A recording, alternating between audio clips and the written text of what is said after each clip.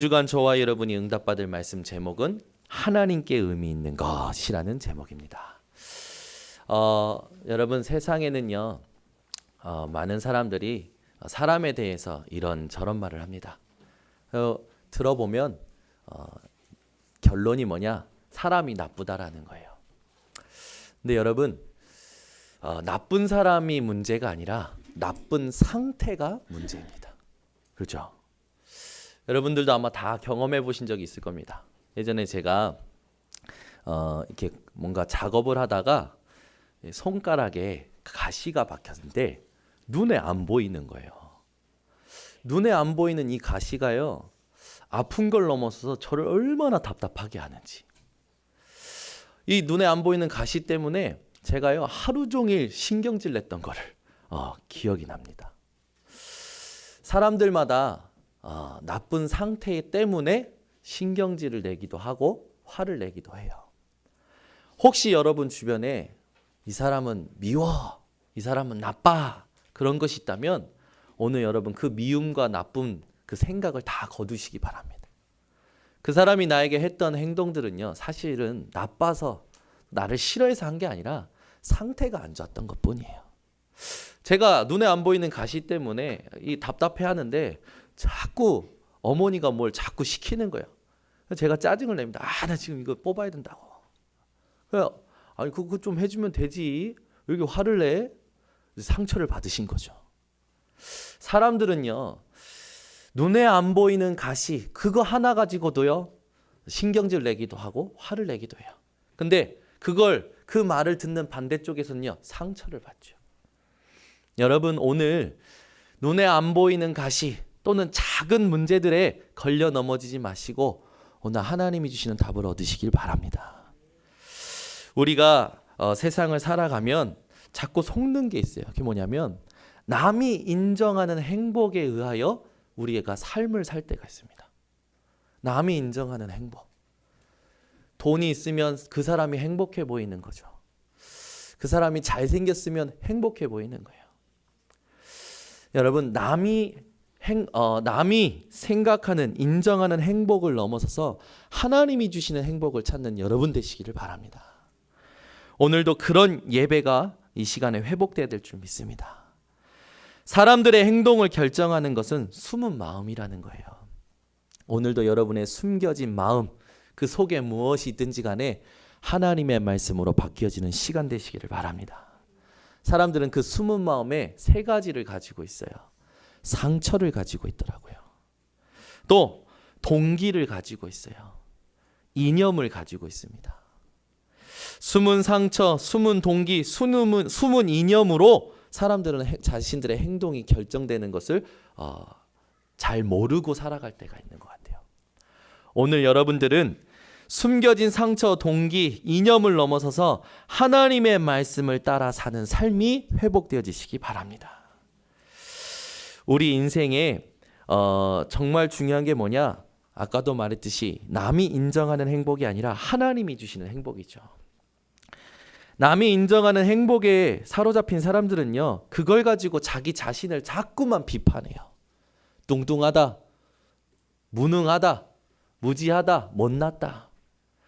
여러분 우리나라 한국의 그 여대생들의 몸무게의 평균과 외국 대학 여대생들의 몸무게 평균을 했더니 우리나라 한국 여대생들의 몸무게가 외국 여대생들의 몸무게보다 급격히 이렇게 작았다고 합니다.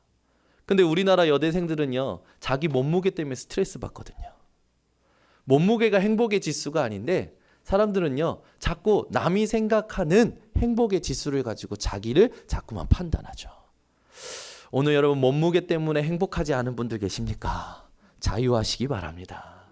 아멘. 그래서 여러분 막 외모가 우리의 행복의 지수가 아니라 하나님이 주시는 행복이 우리의 행복 지수가 돼야 되겠죠. 많은 사람들은요 보이고 들리고 말하는 것에 자꾸 영향받습니다. 여러분 오늘 하나님의 언약을 가지고 그 속에서 나를 부으신 하나님의 사랑으로 나를 보는 눈이 열리시기 바랍니다. 하나님의 눈에는 여러분이 어떠냐? 보배롭고 존귀한 자입니다. 그걸 누렸던 바울은 고백하죠. 로마서 1장 1절 예수 그리스도의 종 된 나 바울은 자기가 누구인지 정확히 알았던 거예요. 우리가 어떤 존재입니까? 로마서 5장 8절에 하나님의 사랑을 확증받은 자들입니다. 아멘. 여러분, 내가 얼굴이 잘 못생겼다고 생각하십니까? 절대 그렇지 않아요. 여러분, 마음이 잘생긴 사람이 얼굴이 잘생긴 사람입니다. 아멘 안 하시잖아요. 우리 교회 성도님들 보면요, 제가 볼 땐 다 멋있고 이쁘셔요. 왜 그러냐? 마음이 멋있는 분들이라. 그런데 사람들은요, 그 숨겨진 부분을 보지 못하고 자꾸 겉모습을 보고 판단합니다. 그 소리에 여러분이 속으시면 안 돼요. 아멘. 여러분, 외모에 자꾸만 여러분 관심을 두지 마시고 내 속에 하나님이 주신 행복에 관심을 회복하시기 바랍니다. 우리가 이 땅에 많은 사람들이 이 보이는 행복 지수 때문에 고통하는 걸 보게 됩니다. 고통하다가 이 사람들이 선택하는 결정적인 실수가 뭡니까? 자살이라는 걸 선택하죠.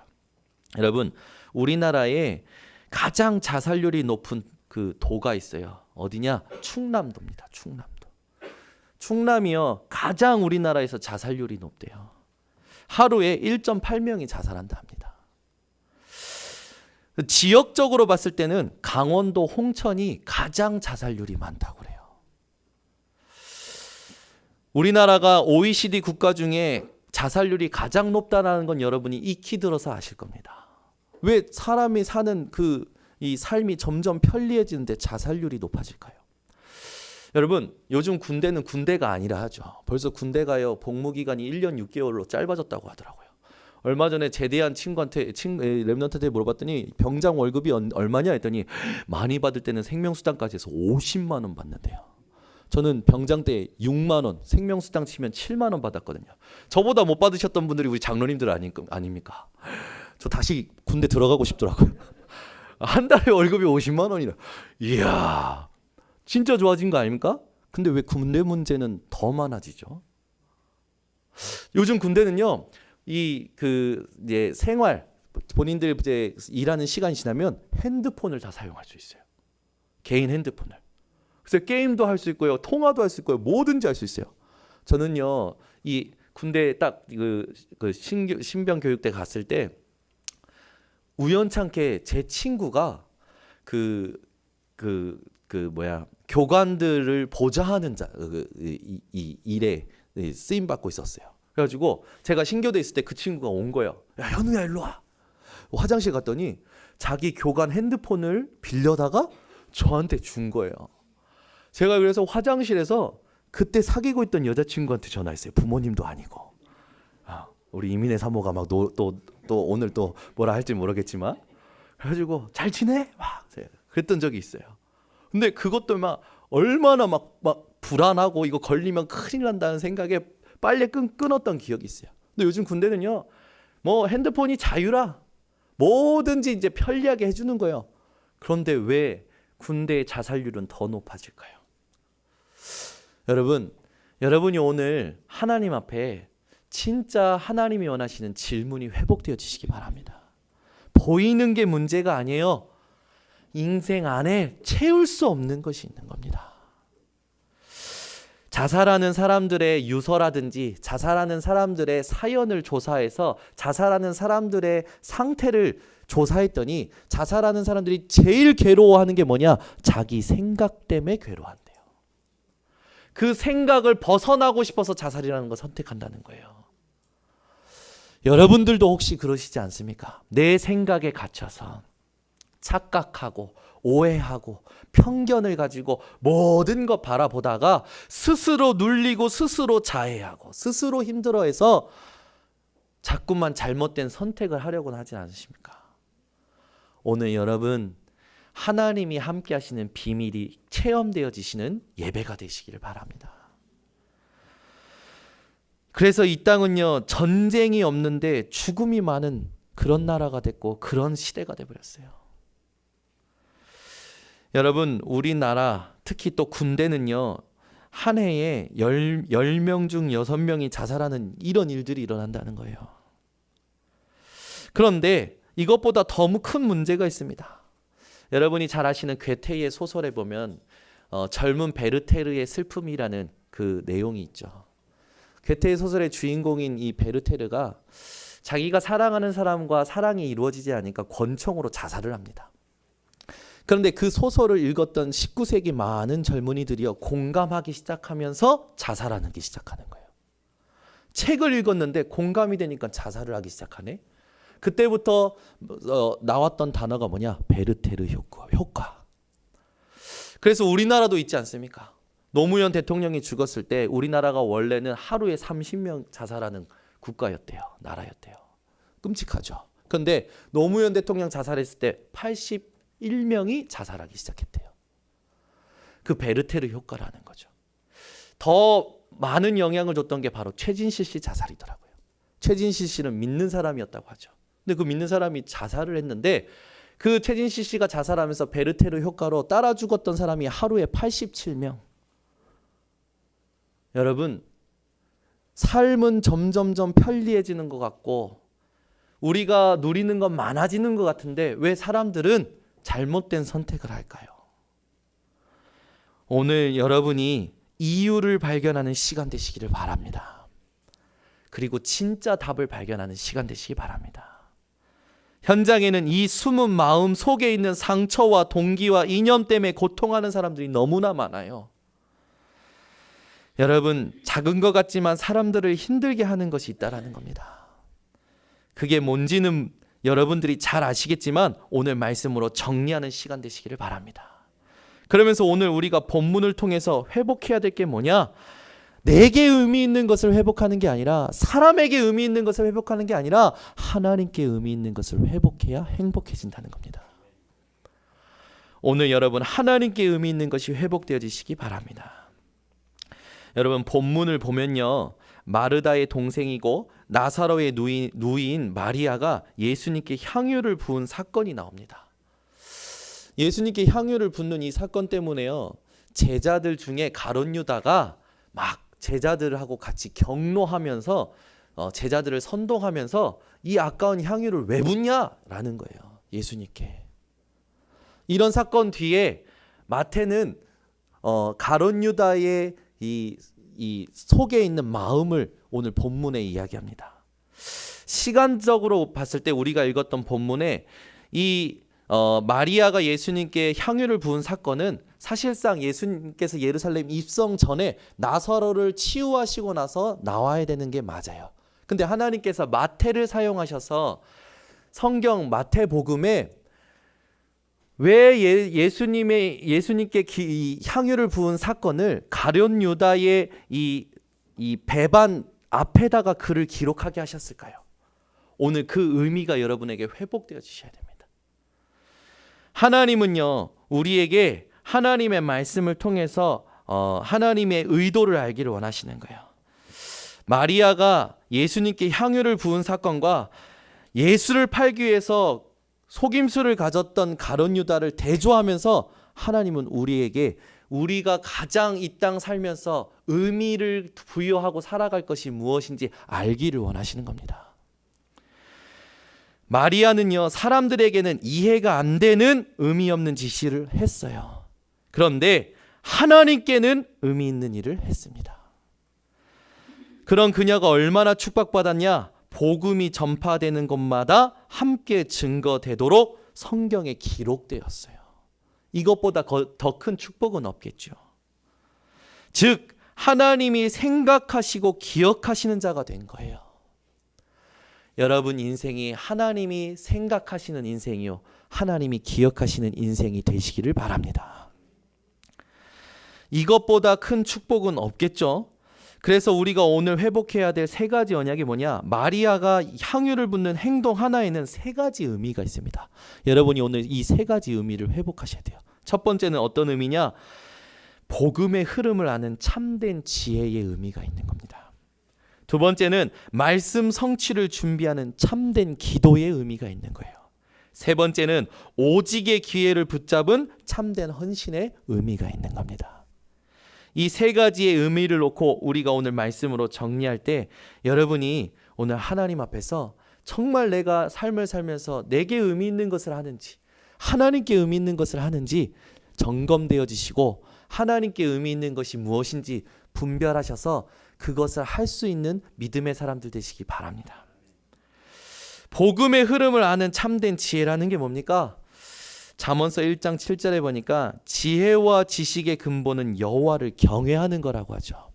경외라는 단어는 존경한다라는 의미가 있고 조심한다는 또 의미가 있어요. 여러분이 하나님을 존경하고 하나님을 향하여 여러분이 이 행동을 조심해야 한다는 건 뭡니까? 하나님을 사랑한다는 것이고 하나님을 경외한다는 거죠.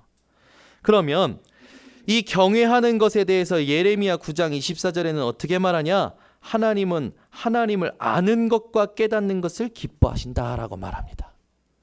경외한다는 건 뭡니까? 하나님을 알아가고 깨닫는 거예요. 고린도전서 1장 21절에 하나님을 아는 것과 깨닫는 방법이 있죠. 이 세상이 자기 지혜로 하나님을 알지 못하므로 세상의 지혜로는 하나님을 알고 깨달을 수가 없어요. 그래서 하나님께서 전도에 미련한 것으로 믿는 자들을 구원하시기를 기뻐하셨도다 라는 말씀이 있듯이 하나님은요 전도를 통해서 하나님을 알게 하시고 하나님을 깨닫게 하시는 겁니다. 그러면 무엇을 전도해야 됩니까? 하나님이 우리에게 주신 십자가의 도 예수가 그리스도이심을 전달해야 되겠죠. 그러면 그 내용이 뭡니까? 우리 인생에 진짜 문제가 있다라는 거예요. 여러분 복음의 흐름을 아는 참된 지혜 중에 가장 중요한 게 뭡니까? 이 땅 살면서 우리가 진짜 알아야 될 문제입니다. 보이는 것이 문제가 아니라 보이지 않는 문제가 있다라는 거예요. 그걸 성경은 근본 문제라 합니다. 그 근본 문제 때문에 인생의 운명 사주팔자가 결정되었고 자기 힘으로 아무리 노력하고 착하게 살아도 안 되는 인생이 된 거죠. 그 근본 문제가 뭡니까? 하나님 떠난 문제요. 원죄의 문제요. 사단의 문제입니다. 부모가 문제가 아닙니다. 내가 문제가 아닙니다. 더 큰 문제가 있어요. 성경에서 말하는 건 하나님 떠난 문제요. 원죄 문제요. 사단의 문제입니다. 이 세 가지 문제를 여러분 해결받지 못하면 지금 드러난 문제를 해결하려고 우리가 아무리 노력해도 헛수고라는 거예요. 오늘 그 근본 문제에 대하여 여러분이 깨닫는 은혜가 회복되어지시기 바랍니다. 그 근본 문제 때문에 우리 인생에 오래된 문제가 온 거예요. 오래된 문제는 뭡니까? 정치, 경제, 사회, 문화, 교육이요 미신, 점술, 우상 속에 있는 겁니다. 그것을 보면서 우리가 살아왔고 그 속에서 일하면서 살아온 거예요. 잘못된 것을 보고 살아온 거죠. 그 오래된 문제 속에서 살다가 보니까 우리에게 드러나는 문제가 생기기 시작합니다. 정신적으로 고통하는 일이 생겨요. 육신의 문제가 오는데요. 단순한 감기 정도의 질병이 아니라 원인 모를 문제가 내 몸에 계속 일어나는 거예요. 약으로 해결 안 되는 겁니다. 상담으로 해결 안 되는 거예요. 얼마 전에도 사건이 있었죠. 정신병을 앓고 있는 이 환자가 자기를 상담해 주는 정신과 의사를 진료실에서 찔러서 죽인 사건이 일어났어요. 여러분, 약을 먹는다고 상담받는다고 정신적으로 온 문제가 해결될까요? 절대 해결할 수 없어요. 왜 그렇습니까? 그 문제가 올 수밖에 없었던 오래된 문제가 있었고 그 오래된 문제가 시작되었던 근본 문제가 있다고 성경은 밝히고 있어요. 그래서 보이는 문제를 해결해야 하는 것이 먼저가 아니라 보이지 않는 성경에서 말하는 근본 문제와 오래된 문제를 해결해야 되는 겁니다. 그래서 하나님께서 주신 언약이 있어요. 근본 문제를 해결하기 위해서 처음부터 구원의 언약을 주신 겁니다. 그게 창세기 3장 15절 여자의 후손 대신 그리스도입니다. 오늘도 여러분 여자의 후손 대신 그리스도를 붙드시기 바랍니다. 그 말은 뭡니까? 이 땅에 우리가 해결할 수 없는 원죄와 하나님 떠난 사단의 문제를 해결하려고 예수께서 오셨다는 걸 붙든다는 거예요. 그 예수께서 여자의 후손이 되셨습니다. 창세기 6장 14절에는요 방주가 되셨어요. 그래서 방주 안에 들어가는 자는요 다 살았듯이 여러분이 예수 그리스도 안에 들어가기만 하면 사는 겁니다. 무엇이? 숨겨진 마음이, 숨겨진 생각이 여러분의 삶이 그리스도 안에만 들어가면 사는 거예요. 이걸 모르도록 계속 미혹하고 이걸 모르도록 집중을 빼앗는 존재가 있습니다. 그게 사단이요 귀신이에요. 오늘도 이 예배 시간에 성령께서 함께 하시지만 사단도 지금 여러분의 마음과 생각을 속이려고 합니다. 여러분 속지 않으시고 하나님이 원하시는 메시지를 찾아내시기 바랍니다. 우리 하나님께서 이 문제를 해결하기 위해서 애굽에 노예된 이스라엘 백성들에게 주셨던 언약이 바로 희생제사요 피제사의 언약이었죠. 여러분 우리 인생의 문제를 해결하려고 우리 대신 피 흘리려 오신 분이 누구십니까? 예수 그리스도십니다. 예수 그리스도께서 십자가에서 피 흘리심으로 우리의 무엇을 해결하셨냐? 우리의 근본 문제, 오래된 문제, 드러난 문제를 다 해결하신 거예요. 오늘 여러분 피제사의 주인공 되신 예수 그리스도를 가슴속에 담고 그 그리스도를 의지하시기 바랍니다. 제가 요즘 이렇게 복음 전하고 영접하는 분들이 계시면 기도를 알려드려요.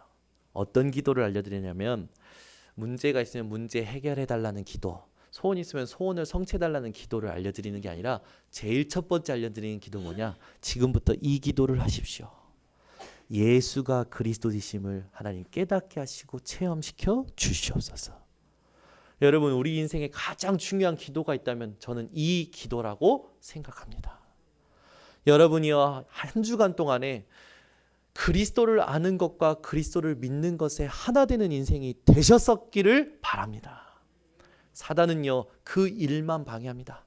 우리가 하나님의 아들을 아는 것과 하나님의 아들을 믿는 것에 하나 되지 않기를 사단은 방해하는 거예요. 가정에 문제가 생기고 갈등이 생기면 그 문제와 갈등 속에 그리스도를 아는 여러분 되시기 바랍니다. 그 속에 그리스도를 믿는 일에 하나 되는 여러분 되시길 바랍니다. 그게 그리스도의 장성한 분량까지 이루는 성숙한 신앙이라고 그랬어요. 근데 우리는요 자꾸만 어린아이 신앙으로 살아갑니다. 어린아이의 말, 어린아이의 생각, 어린아이의 깨달음으로 살아가죠. 이번 주에 저에게 또 재미난 일이 있었어요. 제가 우리 예빈이 예린이를 유치원에 태우러 갔습니다. 태웠어요. 태우고 이제 출발하는데 갑자기 예빈이가 저한테 하는 말이 아빠 나 오늘 에스더에게 인형 줬어. 그래서, 무슨 인형? 봤더니 저 외할아버지가 사준 인형을 준 거예요. 사준 지 얼마 안 되거든요. 이 아이가 이 인형을 줬다는 거예요. 그러고 나서는 그걸 왜 줬어? 저도 궁금하죠. 그러면 운전하고 갔는데 갑자기 한참 있다가 얘기하는 거예요. 아빠 나 피카츄 갖고 싶어. 제 느낌이 확 뭐가 오는 거예요. 아 이것이 에스더가 피카츄를 가지고 있었는데 지가 갖고 싶으니까 지 인형을 준 거지. 야 이게 벌써 딜을 할 줄 아네? 그래서 제가 그건 네 생각이지. 네가 가지고 있는 인형 준다고 걔가 피카츄 주겠냐? 그건 네 계산이고 네 생각이야. 그렇게 하는 게 아니고 갖고 싶은 게 있으면 아빠한테 먼저 물어보는 거야. 제가 이 얘기를 쭉 했어요. 예린이가요 시무룩해진 거라. 그리고 이제는 속상한다고 뒤에서 삐져가지고 있는 거예요. 에스더는 내가 인형을 줬는데 피카츄 안 줬다 이거지. 여러분 우리가요 아무것도 아니지만 내 계산과 내 생각 속에 잡혀서 내가 스스로 상처 속에 갇혀 살아갑니다. 누구처럼? 예린이처럼. 여러분 오늘 내 계산 내 생각을 넘어서서 하나님이 원하시는 말씀 속에 들어가시기 바랍니다. 우리 인생에 가장 필요한 게 뭡니까? 피제사 되신 예수 그리스도의 언약 붙들고 반응하는 거예요.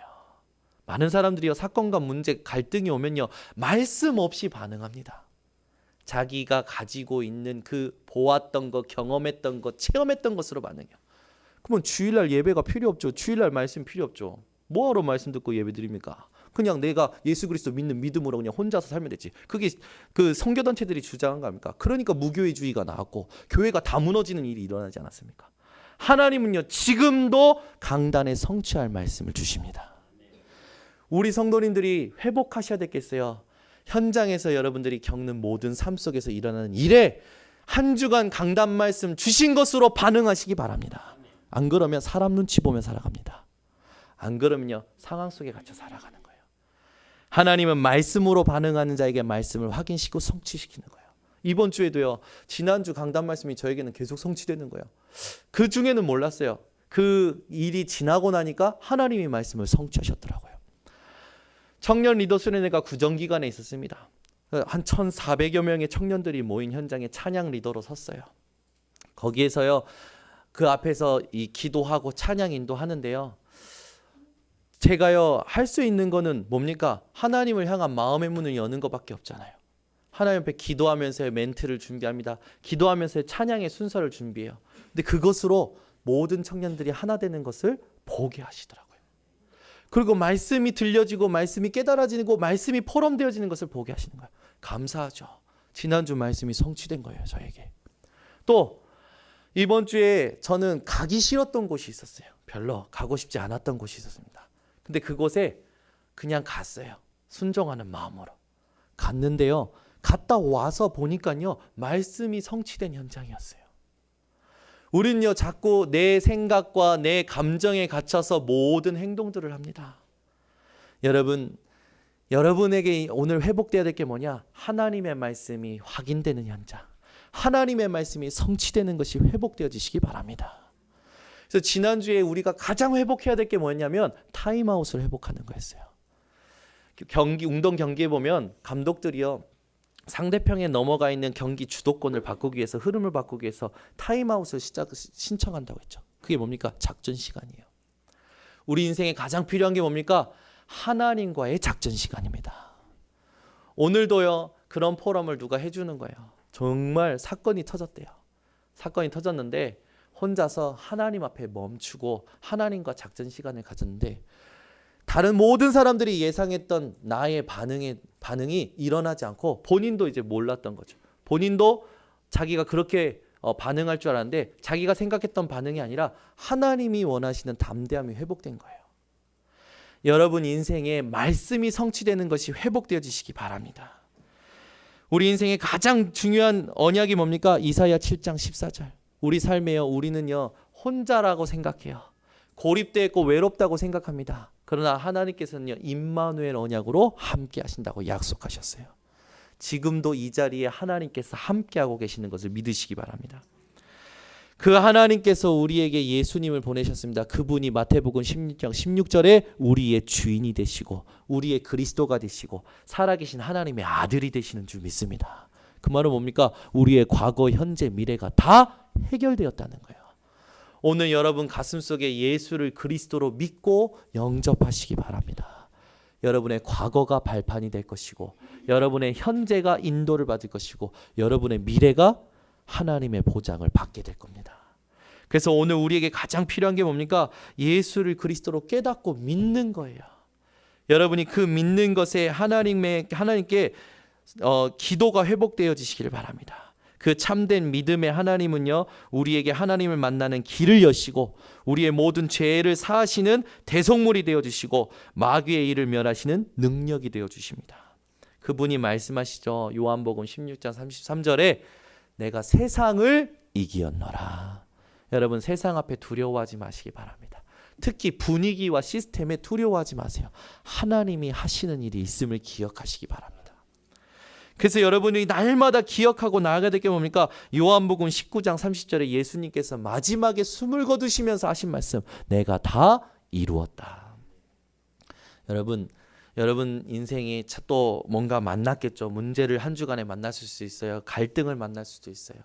그러나 그 모든 것도 하나님께서 예수 그리스도를 통하여 다 해결하신 그 은혜 속에서 허락하신 겁니다. 그렇다면 우리에게 문제가 아닙니다. 응답받을 기회입니다. 하나님의 계획을 이룰 찬스예요.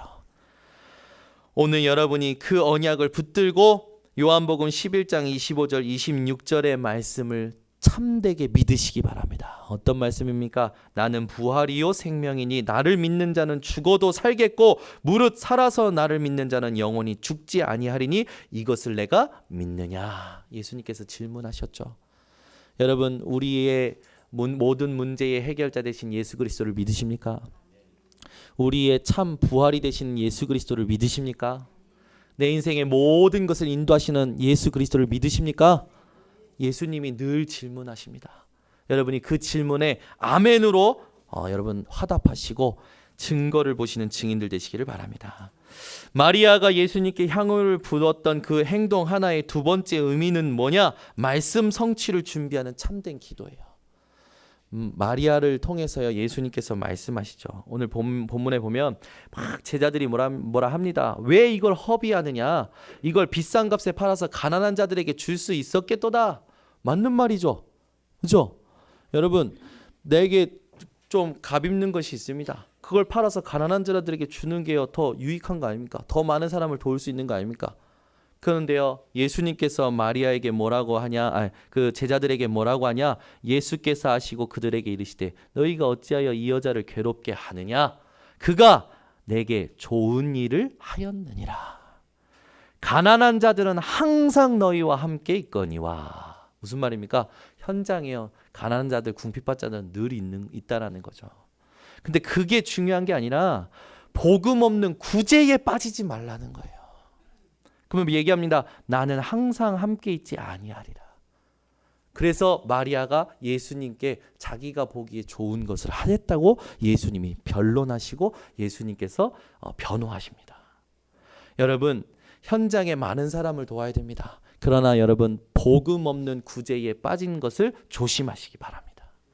우리가 회복해야 될 건 뭡니까? 내 인생의 모든 것을 예수 그리스도께서 주인 되심을 고백하는 거예요. 여러분이 그 고백 안에서 하나님이 보게 하시는 좋은 것들을 하시기를 바랍니다. 그래서 우리가 늘 경계해야 될 거죠. 그런데 가룟 유다는요, 속마음이 참 어땠냐면 요한복음 12장에 보니까 이것을 왜 허비하느냐? 가난한 자들에게 나눠주는 게 좋지 않겠느냐? 그런데 그게 진짜 본심이 아니었더라고요. 요한복음 12장에 보니까 가룟 유다의 진짜 본심은 뭐냐면 이렇게 나와요. 요한복음 12장 6절에 보니까요, 가난한 자들에게 나눠줘야 되는 게 맞지 않느냐? 이렇게 말함은 가난한 자들을 생각함이 아니요 그는 도둑이라 돈 괴를 막고 거기 넣는 것을 훔쳐가미러라. 다른 마음이 있는 거예요. 다른 욕심이 있는 거죠. 다른 동기와 다른 계산이 있는 거예요. 여러분 인생이 하나님 앞에 솔직한 인생 되시기를 바랍니다. 우리 인생이요, 자꾸만 다른 걸 가지고 복음을 이용하거든요. 여러분, 복음 이용하는 자가 아니라 복음에 합당한 자로 오늘 하나님 앞에 인정받으시기 바랍니다. 어떤 자입니까? 하나님께 의미 있는 것을 회복하는 자예요. 말씀 성취를 준비하는 그 참된 기도의 의미가 첫 번째 뭡니까? 감사죠. 향유를 부었을 때 마리아에게는 어떤 감사가 있습니까? 오라버니 누굽니까? 죽은 나사로를 살리신 예수님의 능력에 대한 감사함이 있었고, 우리 집에 다시 찾아와 주신 방문한 그 예수님에 대한 감사가 있었고, 주님께서 지금까지 하신 일과 앞으로 하실 것에 대한 감사가 있었던 거죠. 그럼 어떤 감사입니까? 구원의 감사요, 증거에 대한 감사요, 우리의 주인에 대한 감사입니다. 여러분이 향유를 부은 마리아처럼 말씀 성취를 준비하는 참된 기도가 회복되어지시기 바랍니다. 그럼 말씀 성취를 준비한다는 건 뭡니까? 감사를 가진 참된 기도를 말하는 거예요. 어떤 감사입니까? 구원의 감사요, 우리에게 증거 주신 감사요, 우리의 주인이 되신 것의 감사가 여러분 늘 회복되어지시기 바랍니다. 그래서 우리가 두 번째로 누려야 될 참된 기도는 뭐냐? 성령 인도 받는 겁니다. 말씀 따라가는 거예요. 말씀보다 여러분 앞서지 않는 증인들 되시기를 바랍니다. 그리고 우리가 회복해야 될 집중과 관심이 뭡니까? 하나님의 말씀의 성취입니다. 여러분이 늘 무엇에 관심이 있어야 되느냐? 하나님의 말씀의 성취에 관심이 회복되어지시기 바랍니다. 세 번째 의미는 뭡니까? 오직의 기회를 붙잡은 참된 헌신이에요. 향유를 부었어요. 그 향유가 얼마만큼의 양이냐? 노동자가 1년 동안 벌은 양이라고 합니다. 그래서 300데나리온의 향유를요 깨트려 가지고 예수님께 부은 게 마리아가 한 거예요. 그러니까 육신적으로 볼 때는요 제자들이 흥분할 만도 하죠. 그죠? 말하자면 여러분의 연봉을 주님께 다 드린 거라. 한 해의 연봉을. 여러분 마리아가 잘했습니까? 못했습니까? 하나님께 의미 있는 것을 한 거예요. 왜요? 하나님이 원하시는 그 중심을 드렸기 때문에. 오늘 여러분이 하나님께 마리아처럼 하나님이 원하시는 중심과 의미를 드리는 시간 되시기를 바랍니다. 그게 뭡니까? 단 한 번의 기회를 붙잡은 거예요. 예수님께서 예루살렘 입성 전에 이제 순환 받으시고 고난 받으시고 십자가에서 죽으시고 부활하시기 전에 예수님께 모든 향유를 부음으로 하나님의 언약의 말씀의 성취를 준비하였던 겁니다. 그 단 한 번의 기회를 마리아가 놓치지 않고 잡은 거예요. 우리 인생에 하나님께 드릴 수 있는 기회가 있어요, 여러분. 그 기회를 여러분 놓치지 마시기 바랍니다. 여러분의 생각을 하나님께 드리는 기회를 놓치지 마시기 바랍니다. 사건 앞에 여러분의 생각을 드리세요. 문제 앞에 여러분의 마음을 하나님께 드리시기 바랍니다. 그 말은 뭡니까? 우리는요, 생각이 전부 나에게 갇혀있고 경험에 갇혀있고 상처에 갇혀있고, 그러나 그 생각을 하나님께 드린다는 건 뭡니까? 그 생각에 하나님이 하시는 것을 보는 믿음을 회복하는 거예요. 마음도 마찬가지입니다. 선택도 마찬가지입니다. 마리아처럼 하나님께 의미 있는 것을 선택하는 증인들 되시기를 바랍니다. 그러면 마리아가 받은 응답을 받게 되는 거예요. 오직의 기회를 붙잡고 헌신 중에 헌신을 했던 마리아는 무엇을 누렸던 자냐? 하나님이 함께 하시는 것을 누렸던 자입니다. 위드의 축복을 누렸던 자죠. 이걸 누렸던 자가 성경에도 있죠. 창세기 39장 2절에서 3절에 보니까 여호와께서 요셉과 함께 하심으로 그가 형통한 자가 되어 그의 주인 애굽 사람의 집에 있으니 그의 주인이 여호와께서 그와 함께 하심을 보며 또 여호와께서 그의 범사에 형통하게 하심을 보았더라. 여러분, 하나님이 함께 하시는 것을 혼자 있을 때 누리시기 바랍니다. 그런 자에게 이런 응답이 옵니다. 어떤 응답이 오느냐? 되어지는 응답이 와요. 무엇이 되어지느냐? 하나님이 우리와 함께 하신다는 것을 보일 수 있는 응답이 오는 겁니다. 그 응답은 임마누엘이에요. 마태복음 18장 20절의 응답이 온다는 겁니다. 두세 사람이 내 이름으로 모인 곳에는 나도 그들 중에 있느니라. 여러분, 인생이요, 늘 하나님이 함께 하시는 인생이고, 그 함께 하시는 것을 모인 모든 사람들에게 보이는 증거를 누리는 인생 되시기를 바랍니다. 그래서 오직의 기회를 붙잡은 참된 헌신은 어떤 겁니까? 하나님이 원하시는 올인을 회복한 거예요. 우리가 해야 될 올인 중에 올인이 뭡니까? 원네스입니다. 여러분, 복음을 위한 원네스가 회복되어지시기 바랍니다. 감사한 게요, 두기고 모임을 지금 하고 있는데 점점 하나님께서요, 많은 우리 두기고들을 보내셔요. 많은 분들이 함께 참석해서 오전에 현장에 대해서 듣고 말씀 듣고 합심기도 하고 각자 흩어져서 말씀 포럼합니다. 오늘은요, 그동안에 우리 김영지 전사님이 했던 사랑의 요양원에 대한 사역들을 쭉 보고 있어요. 제가 들으면서요, 이 사역에 대해서 하나님께서 원하시는 진짜 또 다른 계획이 뭘까 질문하게 되어졌어요. 여러분이 하나님이 원하시는 누림을 가지고 되어지는 응답을 받으며 올인하는 인생이 되어지시길 바랍니다. 그게 마리아처럼 오직의 기회를 붙잡은 참된 헌신을 하는 자의 헌신입니다.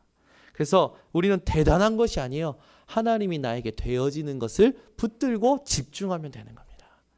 그러면 오늘도 하나님께서 여러분에게 준비하신 것을 여러분이 차지할 줄 믿습니다. 결론을 맺겠습니다. 하나님께 의미 있는 것이 내게 의미 있는 것이다 고백하는 신앙 되시기 바랍니다. 그게 영원한 것이다 고백하시기 바랍니다. 숨겨진 마음을 말씀으로 바꾸는 인생들 되시기를 바랍니다. 우리는 자꾸 숨겨진 마음에 속거든요.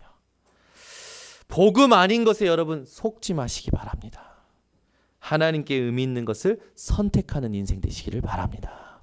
그래서 오늘 여러분 많은 이런 내용들이 있었지만 마리아가 예수님께 향유를 붓는 행동 하나를 기억하셔서 세 가지 의미를 회복하는 증인들 되시기 바랍니다.